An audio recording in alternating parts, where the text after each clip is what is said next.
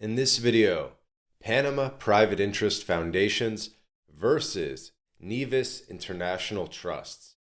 These are two of the most powerful offshore tools for asset protection, estate planning, and privacy. We'll break down each one in detail, compare them head to head, and help you decide which might be right for your situation. We'll draw from reliable sources, including legal guides and expert analyses, to ensure everything is up to date as of 2025. So let's get straight into it. First, let's understand the basics of offshore asset protection.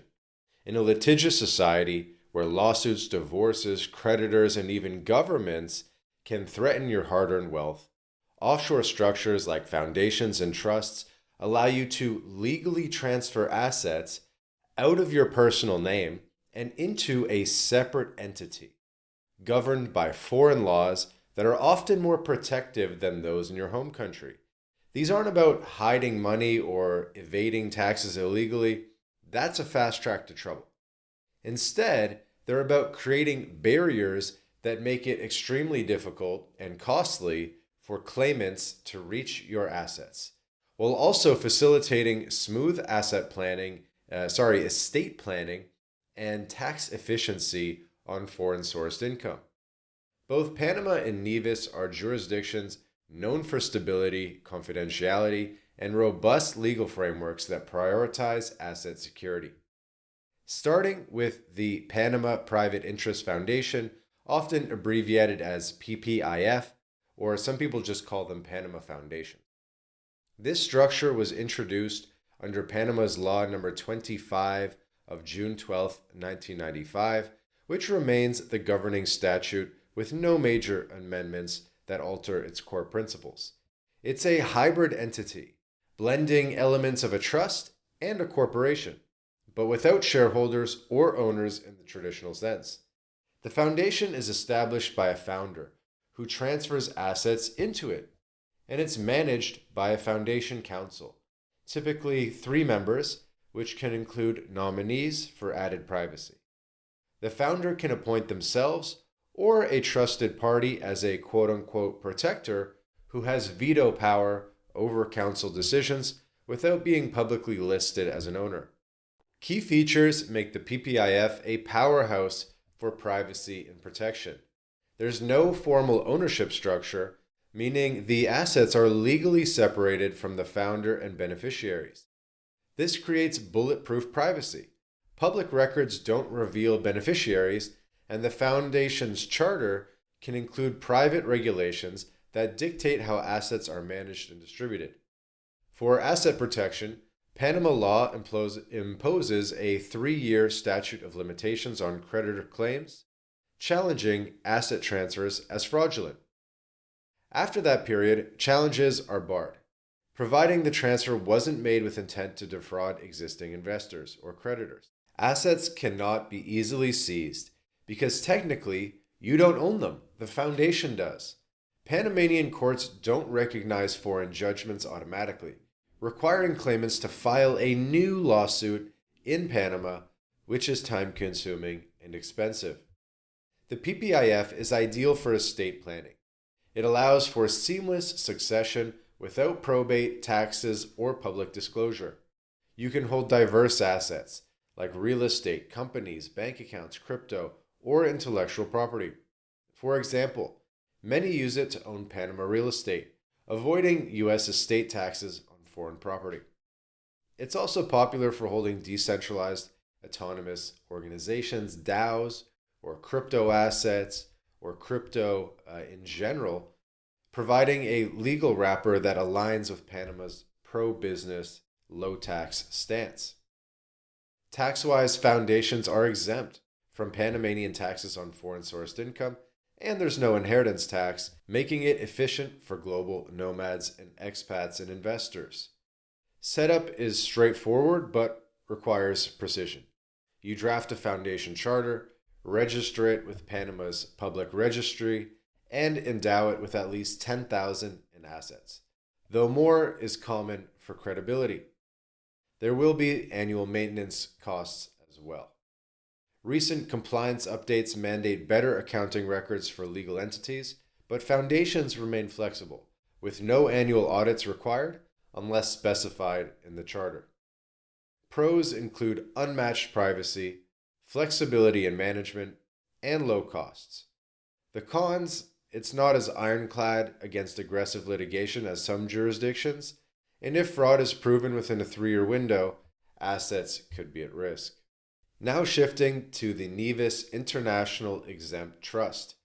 Governed by the Nevis International Exempt Trust Ordinance of 1994, with minor amendments in recent years to clarify roles like the protector, but no sweeping changes recently. Nevis, part of St. Kitts and Nevis, has built a reputation as one of the world's toughest jurisdictions for asset protection. In this setup, a settlor transfers assets to a trustee, often a licensed Nevis company, who manages them for beneficiaries. The trust can be revocable or irrevocable, with the settlor potentially retaining some control via a protector. What sets Nevis trusts apart is their asset protection on steroids. There's a 2-year statute of limitations for fraudulent conveyance claims, shorter than Panama's 3 years, meaning creditors have a narrow window to challenge transfers. Claimants must prove fraud beyond a reasonable doubt, a higher standard than in most places. Crucially, plaintiffs must post a bond of at least $100,000, up from $25,000 in older laws, by the way, to even initiate a case in the Nevis courts. Nevis doesn't recognize foreign judgments, so lawsuits must be refiled locally, often deterring pursuers. Trusts can last perpetually, unlike many common law trusts with duration limits. Privacy is strong. No public registration of beneficiaries or settlers, and confidentiality laws protect details from disclosure. It's tax neutral. No income, capital gains, or estate taxes on foreign assets or non-resident trusts. Ideal for those facing high litigation risks, like professionals in lawsuit-prone fields or during divorces and creditor battles, or should I say prior to, because a lot of these things need to be initiated preemptively. It can hold any assets, including businesses via underlying LLCs, and allows self-settled trusts where the settlor is also a beneficiary. Formation involves drafting a trust deed, registering with the Nevis registrar, and a minimum asset transfer. Often nominal, but practically 10,000 plus is a good rule of thumb. There will be some annual fees as well as setup costs. Recent updates include enhanced record keeping for trusts under 2024 amendments, focusing on anti-money laundering compliance, but the protective features remain intact. The pros in Nevis are unparalleled deterrence against lawsuits, flexibility, and perpetual life. The cons include higher scrutiny in some home countries, and if the bond is posted, a determined creditor could proceed. Now, the head-to-head comparison. Both offer excellent privacy, but Panama edges out with its no-owner structure, making it harder to trace back to you. Perfect for avoiding scrutiny in high-profile cases. For asset protection, Nevis is superior in litigation, and in litigation-heavy scenarios due to the bond requirement and the higher proof of burden, while Panama's 3-year limit provides solid but slightly less aggressive defense. Estate planning favors Panama for its corporate-like flexibility in holding companies or real estate without probate issues. Tax efficiency is similar. Both are exempt from foreign income. But Panama might appeal more to those with Latin American ties due to its location. Costs are comparable, with Nevis slightly higher for ongoing trustee services. Setup speed is fast in both, can be days or just a handful of weeks. For jurisdiction stability, Panama benefits from its canal-driven economy and US dollar usage, while Nevis offers English language common law roots, and a track record of repelling challenges. A key difference is cultural fit. Panama foundations feel more like entities for business holdings, while Nevis trusts align with traditional trust law, but amplified. So, when should you choose one over another? If your priority is legacy building, tax efficiency, or quietly holding assets like crypto or companies, go with a Panama foundation. It's a win for long term wealth preservation without drawing attention.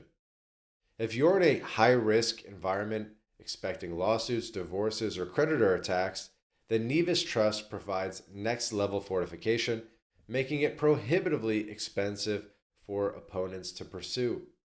Neither is foolproof. They're mostly effective when layered with other tools like a Nevis LLC owning the trust assets or a Panama corporation under the foundation.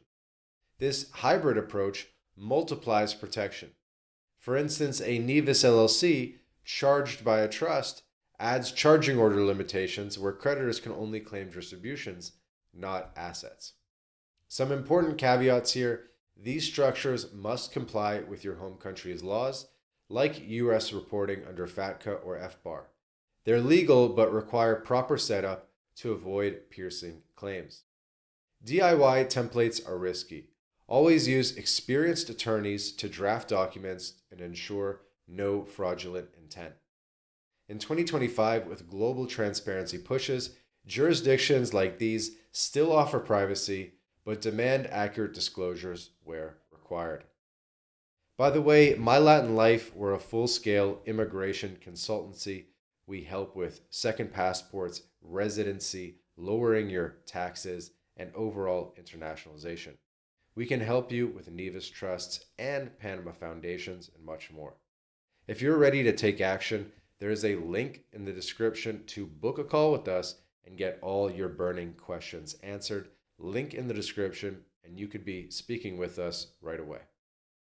In summary, both Panama foundations and Nevis trusts are elite tools for offshore protection used by savvy investors worldwide. Assess your risks. Privacy and planning, point to Panama. Litigation defense, to Nevis. Consult a specialist to tailor it. Book a call with us to prevent costly mistakes. And if this video helped, please like and subscribe for more wealth strategies. Thanks for watching, and we'll see you in the next video.